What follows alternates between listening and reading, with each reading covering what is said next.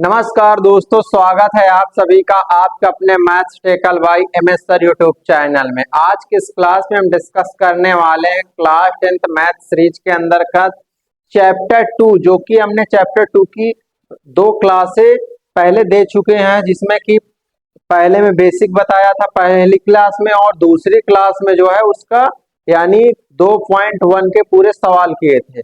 आज जो टॉपिक होगा तो आज हम पहले बेसिक बताएंगे, फिर अगली क्लास में सवाल बताएंगे 2.2 के। तो चलिए आज हम बेसिक समझते क्या है, यानी नया टॉपिक समझते क्या है। देखिए ये टॉपिक्स है, कह रहा है किसी बहुपद में यानी बहुपद के शून्यकों और गुणांकों के बीच संबंध ज्ञात करना सीखेंगे आज की इस क्लास में। तो इसे सबसे पहले हम इसे समझने का प्रयास करेंगे, यानी किसी बहुपद के शून्यकों और गुणांकों के बीच संबंध यानी रिलेशन देखेंगे। देखिए इसे ज्ञात करने के लिए सबसे पहले हमें जरूरी क्या होता, देखिए इसे ज्ञात करने के लिए सबसे पहले हमें जरूरी ये होता है कि हमें गुणनखंड आना जरूरी है। क्या? गुणनखंड करना आना चाहिए। सबसे पहले तो आप ये सीखेंगे गुणनखंड कैसे करते हैं। इसी के बाद फिर इसमें क्या होता कि x का मान ज्ञात करना या मूल ज्ञात करना। क्या? या तो मूल ज्ञात करना, ये x का मान या मूल ज्ञात करना, इसी को हम क्या कहते हैं? शून्यक कहते हैं। क्या कहते हैं? इसी को हम क्या कह देते हैं? शून्यक कह देते हैं, शून्यक। तो कहने का मतलब क्या, ये तीनों चीज का मतलब क्या होता है? x का मान या मूल्य यानी मूल, क्या मूल और शून्यक, ये तीनों शब्द का मतलब एक ही है। तो इस चीज को समझने से पहले हमें ये चीजें जानना ज्यादा जरूरी होगा, क्योंकि सबसे पहले गुणनखंड करना सीखेंगे। फिर देखिए ये एक ही सवाल में एक एग्जाम्पल ले लेंगे एनसीईआरटी का, उसी एग्जाम्पल में सब चीजें बताएंगे। फिर ये जब ये यानी शून्यक आ जाएंगे, शून्यक जो कि इसे हम अल्फा और बीटा आते हैं, ये शून्यक होते हैं। अल्फा और बीटा ये क्या होते हैं? शून्यक होते हैं। इसी की सहायता से हम यहाँ पे संबंध स्थापित करेंगे। क्या करेंगे? संबंध स्थापित करेंगे। ये बात याद रखना। तो चलिए हम इसे समझते हैं डिटेल से कि यानी कि शून्यकों तथा गुणांकों के बीच संबंध है क्या, इसके बारे में समझते हैं। तो चलिए समझते हैं, एग्जाम्पल की सहायता से समझने का प्रयास करते हैं। इसमें कह रहा है उदाहरण नंबर 2 ले लीजिएगा, जो कि एनसीईआरटी का है। कह रहा है द्विघात बहुपद x square plus 7x plus 10 के शून्यक ज्ञात कीजिए और शून्यकों तथा गुणांकों के शून्यक ज्ञात कीजिए और शून्यकों तथा गुणांकों के बीच के संबंध की सत्यता की जांच करनी है। तो अभी हमने क्या बताया कि एक एग्जाम्पल की सहायता से सब कुछ समझेंगे। पहले तो गुणनखंड करना सीखेंगे। तो सबसे पहले लिखेंगे क्या, जैसे क्वेश्चन दिया है, क्या दिया? द्विघात बहुपद x square plus 7x plus 10 यानी 10 के शून्यक ज्ञात कीजिए और शून्यकों तथा गुणांकों के बीच के संबंध की सत्यता की जांच कीजिए। तो देखिए सबसे पहले क्या लिखेंगे? सबसे पहले लिखेंगे हल। क्या लिखेंगे? हल लिखेंगे।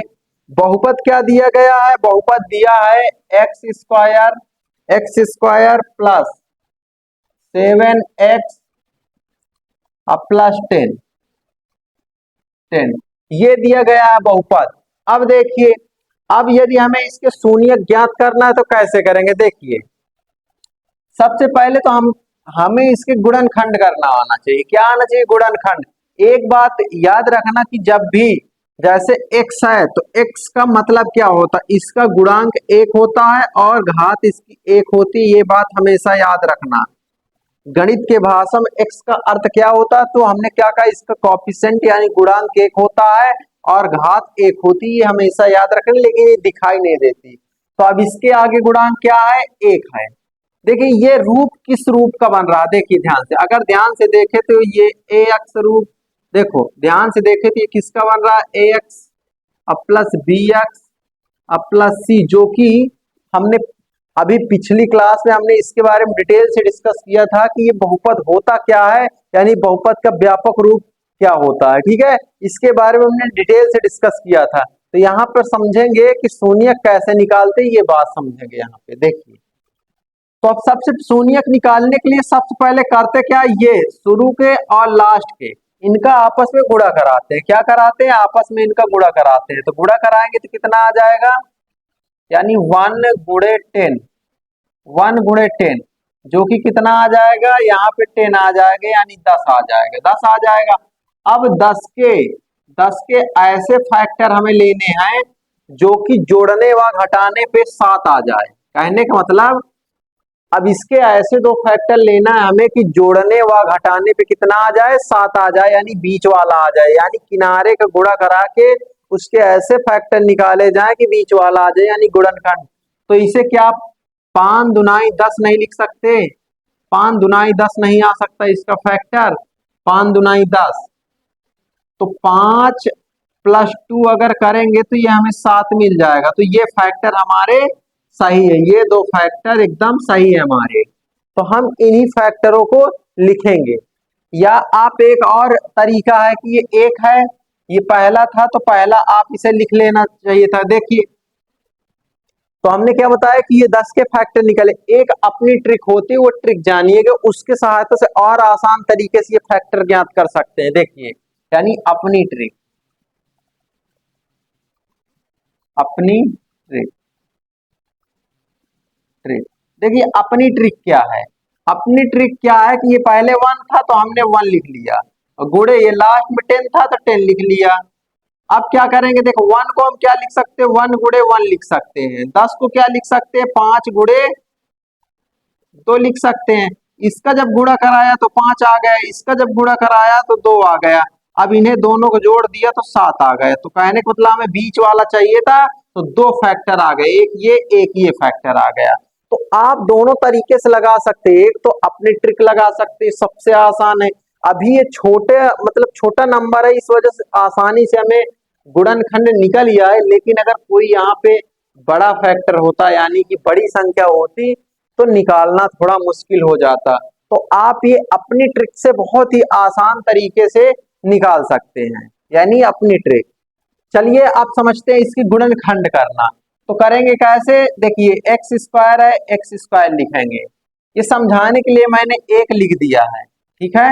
अब देखिए प्लस, अब ये बताइए 7 है, 7 के जगह में क्या मैं 5 + 2 नहीं लिख सकता। अरे भाई, अगर ये 7 है, 7 के जगह में ये फैक्टर 5 + 2, मैं 5 + 2 लिख सकता। जमा एक्स है तो जमा एक्स लिख दूंगा, प्लस ये 10 लिख दूंगा। बताइए यहां तक किसी को कोई दिक्कत है, नहीं है। अब देखिए,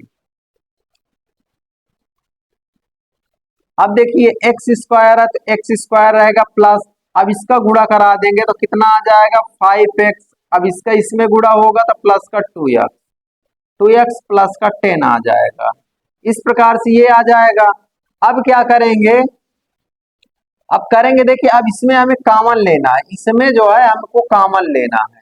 देखिए कॉमन का मतलब क्या होता है, सबसे पहले तो अब ये हम बात समझेंगे कि रियल में कॉमन का अर्थ क्या होता है, यानी कॉमन का मतलब क्या होता है, ये चीज समझने का प्रयास करेंगे। देखिए कॉमन का मतलब क्या होता है कि जैसे कि यहाँ पे कोई संख्या से भाग दिया जाए जो दोनों में विभाजित कर दे। जैसे देखिए, जैसे यहाँ पे हम कॉमन क्या ले सकते हैं, यहाँ पे दो एक्स है, यहाँ पे एक एक्स है, तो यहाँ पे एक्स कॉमन ले लिया तो क्या बच जाएगा, एक्स बच जाएगा। अब प्लस यहाँ पे क्या बचेगा, 5 बच जाएगा। इस प्रकार से अब प्लस, अब देखिए यहाँ पे क्या कॉमन ले सकते हैं, यहाँ पे देखिए 2 यहाँ पे मौजूद है, और अगर 10 का गुणनखंड करेंगे तो 2 गुणे 5, तो यानी 2 यहाँ पे भी मिल जाएगा, तो 2 कॉमन यहाँ से ले लेंगे। तो यहाँ पे क्या बचेगा, एक्स प्लस का 5 आ जाएगा, एक्स प्लस का 5 आ जाएगा। अब देखिए, अब क्या करेंगे, अब ये देखिए ये वाला ब्रैकेट और ये वाला ब्रैकेट सेम है, तो पहले सेम वाले ब्रैकेट को हम क्या करेंगे, लिख लेंगे। यानी x प्लस का 5 एक ब्रैकेट में कर लेंगे, और x प्लस का 2 एक ब्रैकेट में कर लेंगे। ये तो गुणनखंड हो गए। अब इस समीकरण के क्या, यहां तक तो गुणनखंड हो गए, लेकिन अब हमें शून्यक ज्ञात करना है, जिसकी हमने बात किया था अल्फा बीटा कैसे निकालेंगे, उस बात को समझने का प्रयास करते हैं। देखिए, तो अगर हमें अल्फा बीटा निकालना, सभी को हम जीरो के बराबर कर देंगे, यानी समीकरण बना लेंगे। क्या बना लेंगे? समीकरण बना लेंगे। सभी को हमने जीरो के बराबर लिख दिया। अब जब जीरो के बराबर हमने लिख दिया तो क्या करेंगे? अब देखिए इसे अलग अलग जीरो के बराबर लिख देंगे। x+5 बराबर जीरो, एक बार करेंगे x+2 बराबर जीरो। अब यहां से जो मान निकलेगा वो x बराबर, ये उस पार जाएगा तो -5 आ जाएगा, जो कि यही होता है क्या? अल्फा। इसी को हम क्या बोलते हैं? अल्फा कहते हैं, यानी x का मान भी कहते हैं और अल्फा भी कहते हैं। अब यहां से क्या आएगा? x बराबर, ये उस पार जाएगा, -2 आएगा, इसी को हम क्या कहते हैं? बीटा कहते हैं। इसी को हम क्या बोलते हैं? बीटा बोलते हैं। तो इस प्रकार से हमारे दो मान निकल के आ गए, एक तो हो गया अल्फा, एक हो गया मेरे भाई बीटा। तो ये दो मान बहुत ही आसान तरीके से आ जाते हैं। तो ये बात आप समझ आई, यानी कि अपनी ट्रिक क्या थी? अपनी ट्रिक बहुत ही आसान तरीके से, आप कोई भी बड़ा अगर नंबर होता है तो बहुत ही आसान तरीके से कर सकते हैं। ये इस प्रकार से गुणनखंड था इस समीकरण का, और शून्यकों के बीच जांच करनी थी, तो अब जांच करना सीखेंगे। तो यहां तक हमने क्या सीखा? गुणनखंड करना सीखा। फिर गुणनखंड करने के बाद हमने अल्फा व बीटा का मान ज्ञात करना सीखा, यानी एक्स का मान ज्ञात करना सीखा। अब समझेंगे शून्यकों के बीच की जांच क्या होती है। देखिए, यानी संबंध। अब इसे हम मेटते हैं थोड़ा।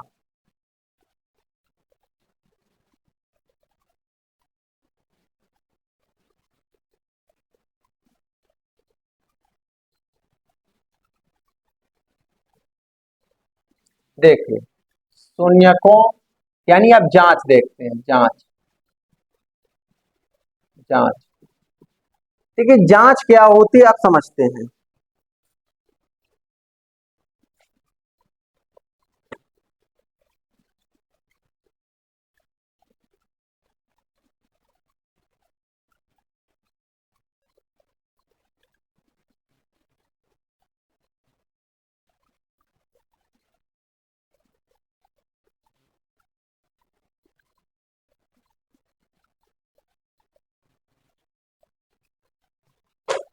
देखिए, शून्यकों की जांच क्या होती? सबसे पहले शून्यकों का योग क्या होता? देखिए, शून्यकों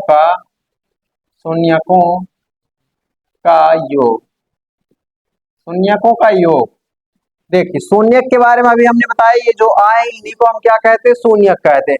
शून्यक का जो योग होता है वो क्या होता है? -b/a होता है।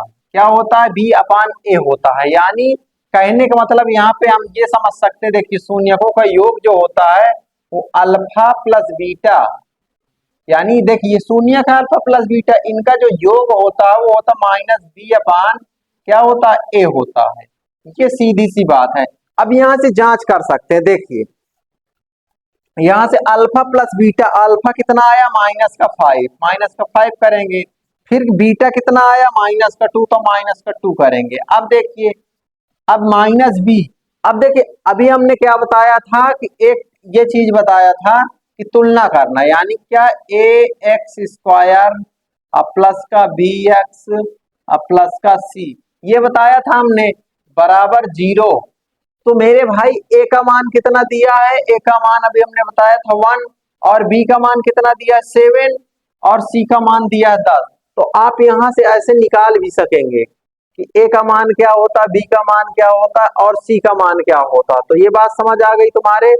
तो बी का मान क्या है? बी का मान दिया है क्या? -7, और ए का मान कितना दिया है? 1, तो 1 लिखेंगे। तो अब इन्हें जोड़ेंगे तो देखिए माइनस माइनस क्या होता है कि संख्याएं जुड़ जाती हैं। माइनस माइनस संख्या क्या हो जाती? जुड़ जाती, जो कि -7।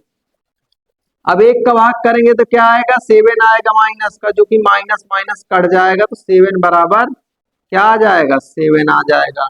तो इस प्रकार से हम योग की जांच कर चुके हैं। अब क्या करेंगे? अल्फा गुणे बीटा, अल्फा गुणे बीटा, अल्फा गुणे बीटा निकालेंगे तो क्या आ जाएगा? अल्फा गुणे बीटा जो होता है,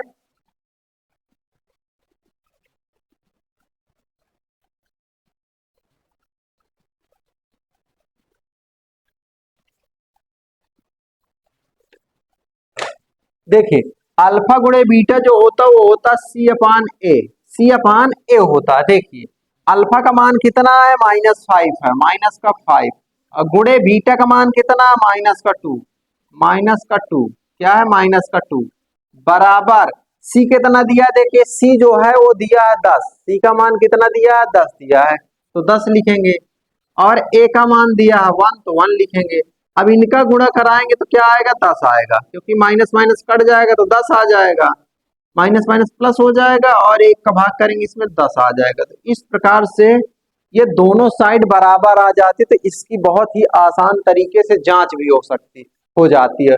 तो हमने क्या सीखा कि इस एग्जाम्पल में हमें ये बताया गया कि जो है सबसे पहले किसी भी बहुपद का गुणनखंड करते हैं, गुणनखंड करने के बाद फिर हम उसमें x का मान निकालते हैं, जो x के दो मान आते हैं उन्हीं को हम क्या कहते हैं, उन्हीं को हम कहते हैं अल्फा व बीटा। एक अल्फा होता है तो दूसरा बीटा हो जाता है। फिर हमने जांच की बात किया, तो जांच की जब बात किया तो अल्फा प्लस बीटा बराबर क्या होता है, -b/a होता है। ये जांच का फार्मूला ही समझ लीजिएगा, ठीक है। तो अब इसमें मान रख दिया तो 7 बराबर 7 है, तो इसका मतलब ये जांच हमारी सही हो गई, और ये भी जांच हमारी सही हो गई। तो इस प्रकार से ये सवाल बहुत ही आसान तरीके से आपका हल हो जाता है। अब समझेंगे कि नेक्स्ट सवाल क्या है। देखिए अब समझते हैं उदाहरण नंबर 3।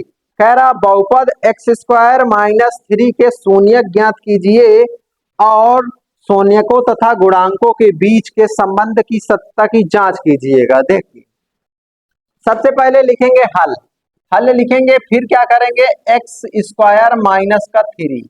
अब देखिए अब इसके में गुणनखंड करनी यानी शून्यक निकालना है, जो कि अल्फा व बीटा का मान। तो कैसे निकालेंगे, देखिए इसे हम 0 के बराबर कर देंगे।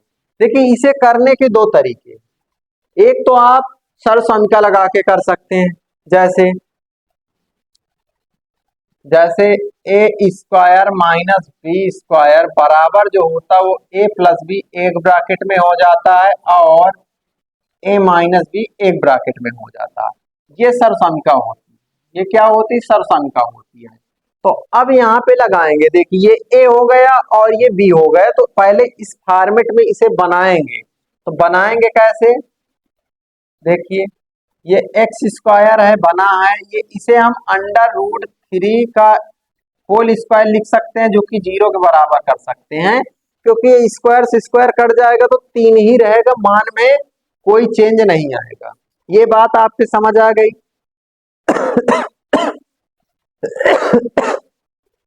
अब समझेंगे, देखिए अब जब हमने यहां तक देखा तो अब ये जब इस रूप का बन गया तो हम इस प्रकार से लिख सकते हैं, बिल्कुल लिख सकते हैं। तो एक ब्रैकेट में x + √3 लिख सकते हैं और एक ब्रैकेट में x - √3 लिख सकते हैं, जो कि इन्हें हम 0 के बराबर कर देंगे। अब देखिए अब इन्हें अलग अलग 0 के बराबर कर दीजिएगा, x + √3 बराबर 0, एक बार हम x - √3 बराबर 0 कर देंगे। अब देखिए यहां से जो मान आएंगे अल्फा के, यानी कि अल्फा के जो मान आएंगे वो क्या आ जाएंगे, ये उस पार जाएगा तो माइनस का √3 आ जाएगा, क्या आ जाएगा, माइनस का √3 आ जाएगा। इस प्रकार से ये मान आ गया।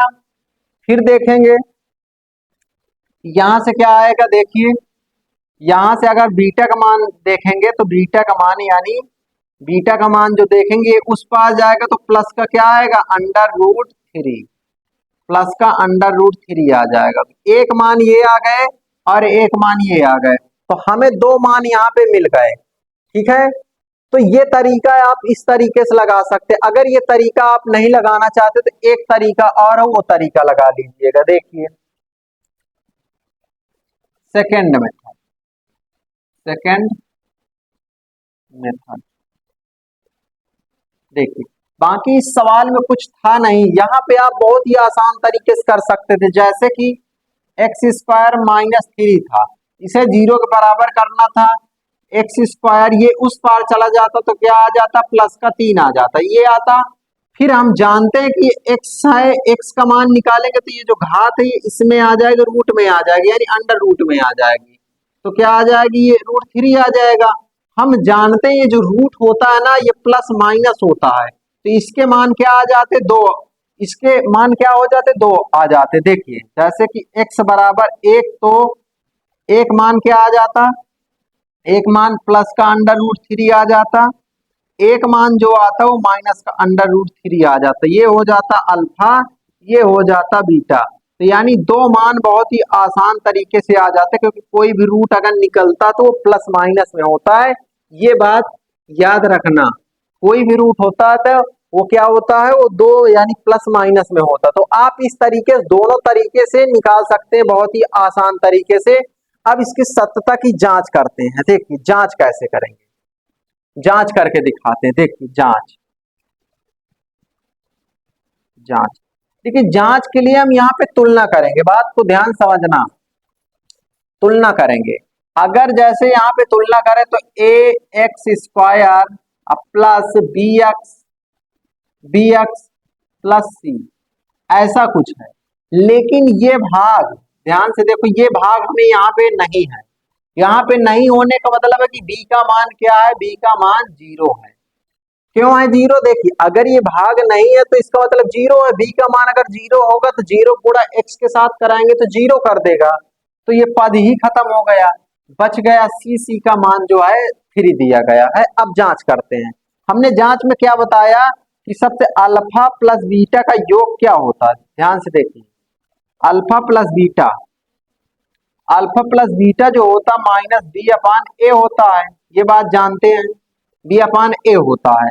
तो अल्फा का मान कितना आया है, अल्फा का मान प्लस का √3 है, प्लस बीटा का मान जो आया है, देखिए अल्फा का मान माइनस √3 है, बीटा का मान प्लस का √3 है, और b का मान 0 है और a का मान 1 है।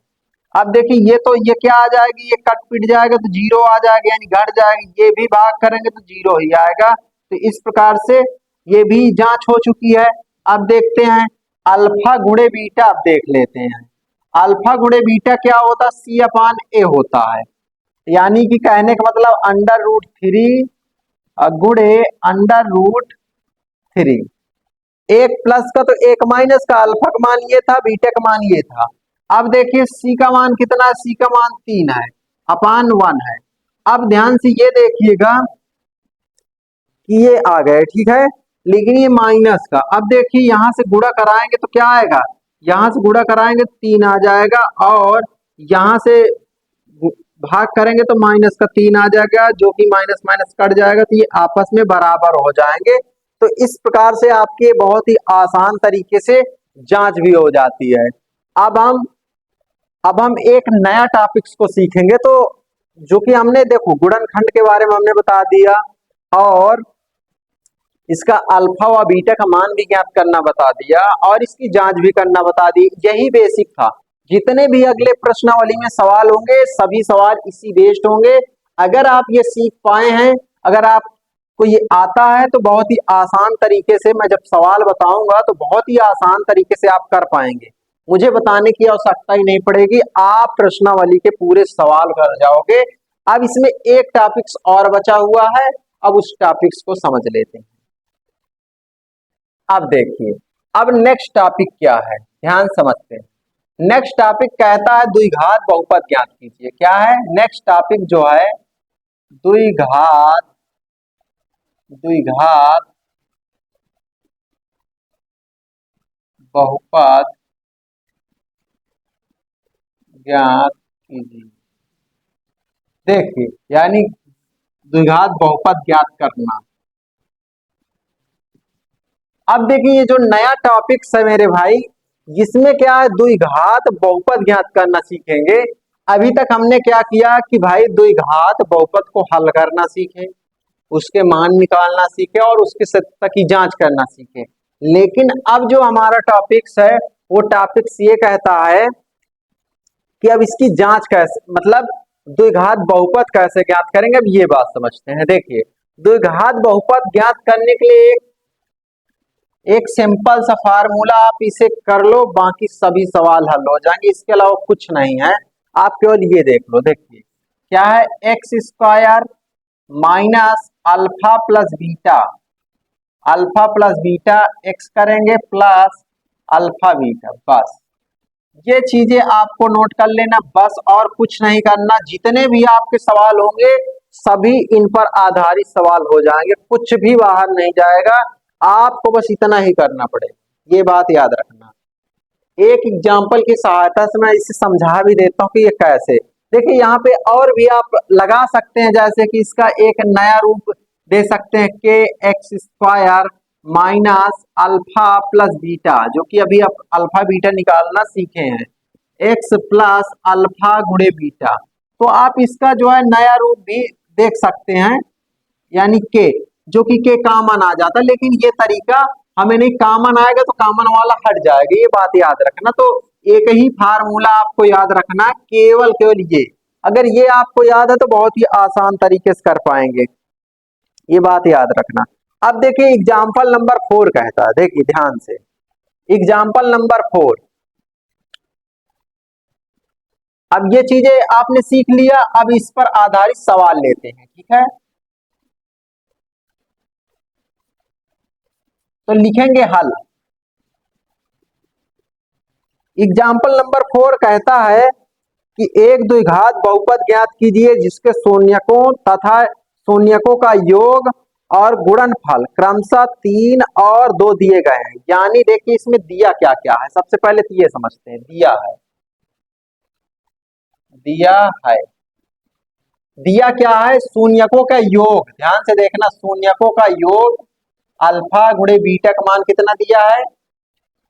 देखिए अल्फा गुणे बीटा का मान जो दिया है वो दे दिया -3, और दिया अल्फा गुणे बीटा, अल्फा गुणे बीटा कितना दिया है, 2 दिया गया है। यानी योग और गुणनफल दे दिया गया है। हमें इस सवाल में क्या दे दिया गया है, योग तथा गुणनफल दे दिया गया है। योग दिया है -3 और गुणनफल दिया है 2।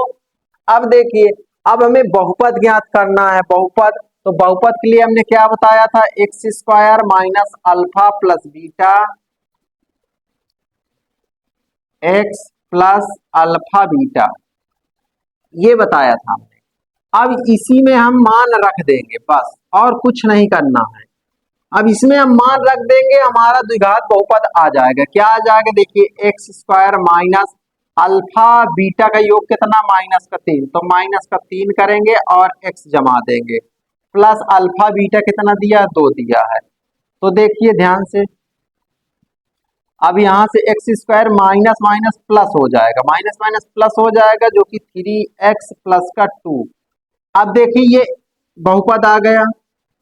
ये इस तरीके से हम बहुत ही आसान तरीके से बहुपद ज्ञात कर पाएंगे। तो अतः पी एक्स बराबर क्या आ गया, x square plus 3x plus का 2। तो इस प्रकार से यह बहुपद हम ज्ञात कर पाते हैं। क्या ज्ञात कर पाते हैं, यानी इस प्रकार से बहुपद को निरूपित किससे करते हैं, पी एक्स से, ये बात याद रखना। तो ये बहुपद बहुत ही आसान तरीके से, अतः पी एक्स बराबर इतना है, यहाँ एक बहुपद है, ठीक है। तो ये बात समझ आई कि बहुपद निकालते कैसे हैं और कैसे क्या करते हैं। तो आपका ये टॉपिक्स जो है यहीं से खत्म हो जाता है। तो हमने इसमें 2 टॉपिक सीखे हैं, एक तो बहुपद यानी बहुपद के शून्य ज्ञात करना तथा उनकी सत्यता की जांच करना, और दूसरा टॉपिक्स जो हमने सीखा है वो ये सीखे हैं कि भाई बहुपद कैसे ज्ञात करेंगे, यानी शून्यकों की सहायता से हम लोग बहुपद कैसे ज्ञात करेंगे, ये बात इस क्लास में हम सीखे हैं।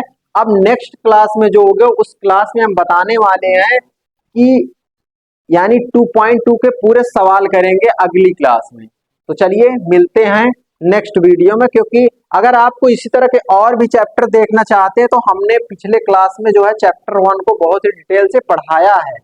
तो इस वजह से आप जाइए, वहां पे प्लेलिस्ट बनी हुई है, आप वहां पे देख सकते हैं। तो वहां पे आप देखिए, बढ़िया तरीके से पढ़ाई करते रहिए। ये मान के चलिए कि जितने भी प्रश्न आएंगे यहीं से आने हैं यूपी बोर्ड सन 2027 में, ये याद रहे। जाइए हमारे इस वीडियो को लाइक भी करिए और चैनल को सब्सक्राइब भी करिए तथा वीडियो को शेयर भी करिए, जिससे कि हमारा मनोबल बढ़ता रहे कि हम आप लोगों के लिए इसी तरीके से बहुत ही बेहतरीन कंटेंट प्रोवाइड करते रहें। धन्यवाद।